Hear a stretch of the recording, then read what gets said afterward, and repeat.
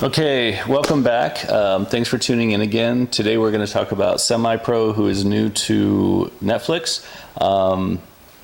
Again, I try to never give away spoilers and just give you my take on the movie. Let me know in the comments if you agree with my assessment.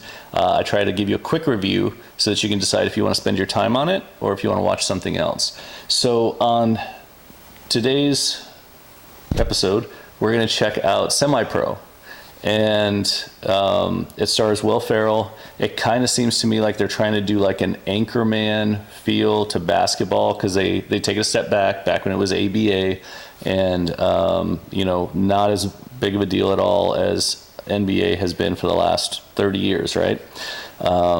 So with Will Ferrell's role, it's kind of like the Anchorman role, almost to a T. Woody Harrelson plays kind of like the anti-hero in it. He's not a bad guy, but he's kind of gloomy. I think it's Andre 3000, right? Plays Clarence, their best basketball player on the team. He actually has a good role, does a good job playing it, likable character.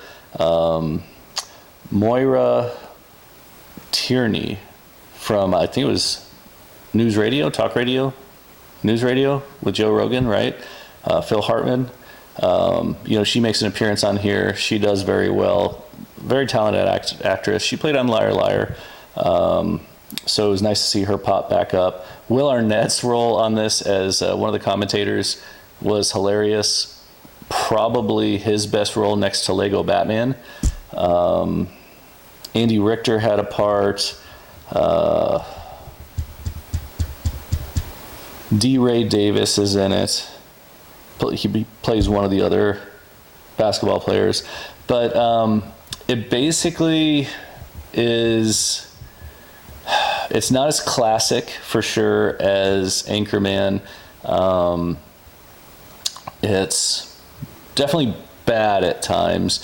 It has its moments where it's very silly and watchable, and then for the most part you're just like, this isn't great.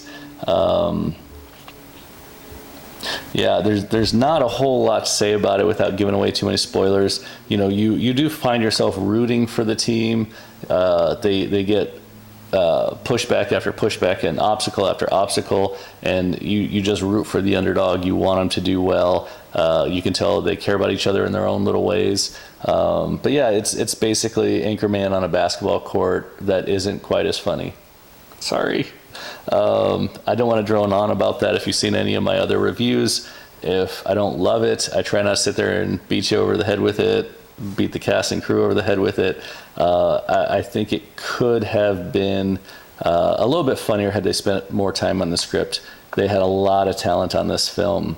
So let me know in the comments what you think if you end up watching it. And thanks again for tuning in.